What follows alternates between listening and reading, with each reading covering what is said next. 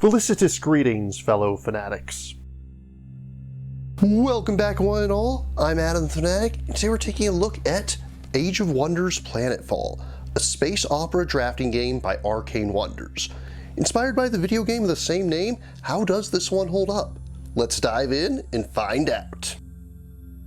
In Planetfall, 2 to 6 players will compete to attain the highest score possible over the course of 7 rounds, each representing a different planet the players will be exploring. To set up, begin by taking the planet decks, making sure they're shuffled and separated. Next, randomly choose one of the objective cards and place it so that all players can see what it is. This will give players 3 extra ways to score points at the end of the game. Take the operations board and place it near the center of the table. Now, each player needs a faction sheet, the matching chip, and 4 cubes that match their ship's color. Each faction sheet has both an A and a B side. For your first game, it's recommended players stick with the A side, though more advanced players can choose between them. Take the 4 cubes and place one at the 0 spot on the victory point track that goes around the sheet. Take the other 3 and place one on each of the underlined values on your sheet. This will be different for each faction, but in the case of Jikuku Kozrax here, you'll start with 0 experience, 5 strength, and 4 energy. Each faction also has a unique ability listed that you'll want to keep in mind as you play. So Kozrax gains 3 extra operation points every time you activate an operation. Finally, each player should check their starting initiative on their faction sheet. The player with the lowest number will place their ship on the 1 space, indicating that they'll go first in the first round. Place the others in ascending order, and with that, you're ready to begin with the first planet. Each planet in Planetfall will consist of 5 phases. The first is the Discovery phase, where you'll deal out the cards for each planet. In a 2 or 3 player game, deal 4 cards to the top row, 3 cards to the middle row, and 2 cards to the bottom row. If you're playing with 4 or more players, deal 1 extra card to each row. Set aside any leftover cards. The second phase of each planet is Income. You usually won't do anything on the first planet, but for each subsequent planet, if players have any cards with income values, they'll collect those now. Next is the Exploration phase. In this phase, in turn order, each player will choose either a card to claim or one of the operation levels. No card or operation may have 2 ships upon it. After all players have placed their ships, they'll resolve their actions, starting with the top row and going from left to right, then top to bottom. There are 4 different types of cards you'll encounter in Planetfall. The simplest of these are pickups. Take the card, and it gives you energy according to the row that they're in. In the case of this card, you'd gain 2 energy if it's in the first row, 3 if it's in the second, or 4 if it's in the third. Regardless of which row it's in, you'd also gain the 1 experience listed at the bottom of the card. However, some pickups will instead give you a choice. You can take the pickup for an immediate boon of energy as usual, or you can instead place that card upside down to give a smaller stream of energy during all future income phases.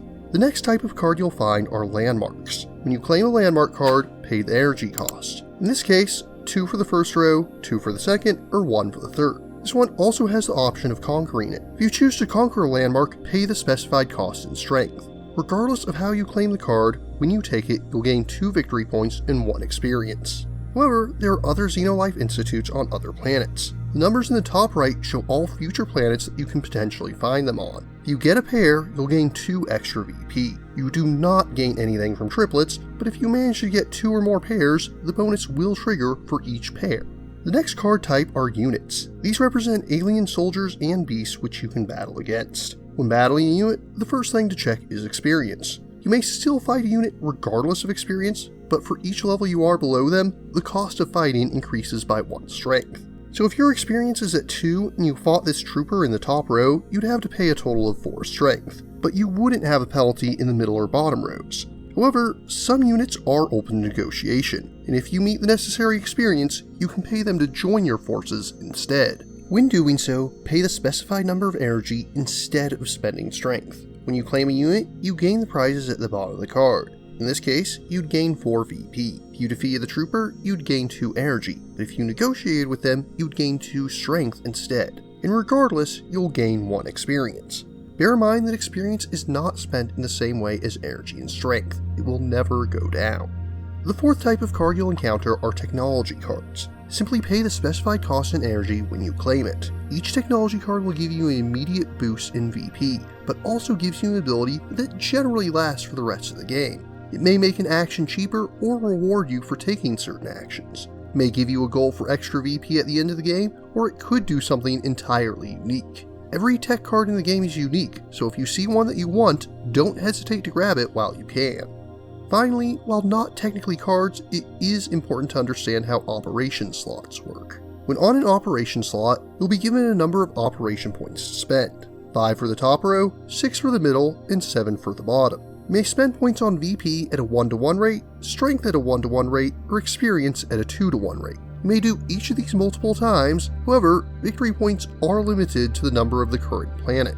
As each player takes the action of the card or operation slot they chose, place their ship on the topmost empty slot on the initiative track. So whichever player resolves their card first will choose first in the next round of draft. After all players have done this, you'll take a second exploration phase on the same planet. This plays out just like the first one, but there will likely be less cards to choose from this time around.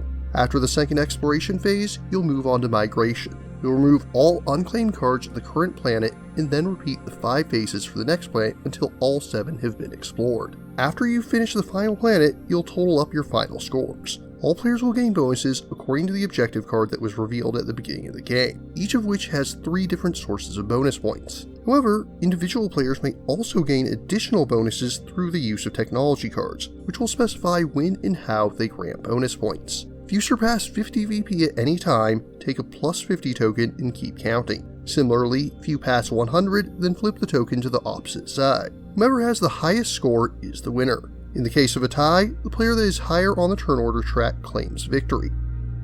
Component-wise, there's not too much to discuss. The cards are of decent thickness and are textured, while the art looks decent. I do especially like the propaganda poster style art on each of the tech cards. There's only a handful of tokens included, they're not particularly thick, but they get the job done. The objective cards and faction sheets are a bit thicker cardstock than the cards, though I am mildly disappointed that the front and back of each faction sheet has the same characters. Each wooden ship is unique in shape, and the ships and tracker cubes are each painted. And finally, the operations board is the thickest piece of the game and folds in half for easy storage. There is an insert of sorts in the box, but it's honestly pretty weak. It reminds me of the old generic Fantasy Flight inserts that did nothing for their games. All in all, Age of Wonders Planetfall is a fast-paced, lightweight drafting game that makes for a good warm-up title.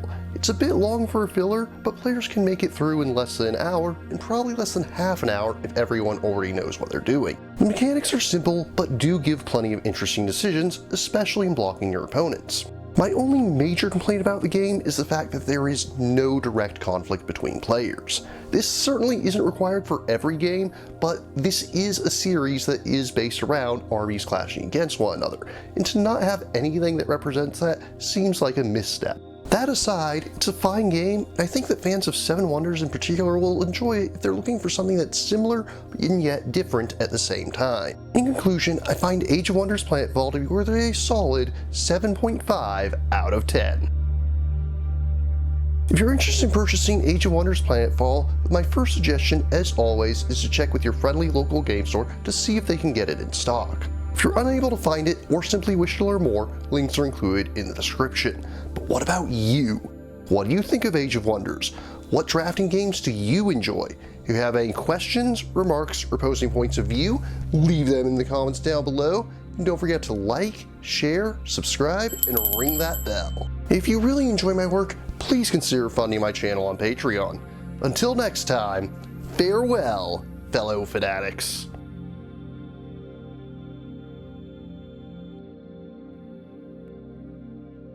Thank you again for watching. I have plenty more to share with you if you're interested. You can click up here above my head to subscribe to my channel. You can click over here on my monitor to see the most recent video that I've worked on. Or if you prefer, you can click up here to open this mysterious vault and see what video that the YouTube algorithm has picked just for you.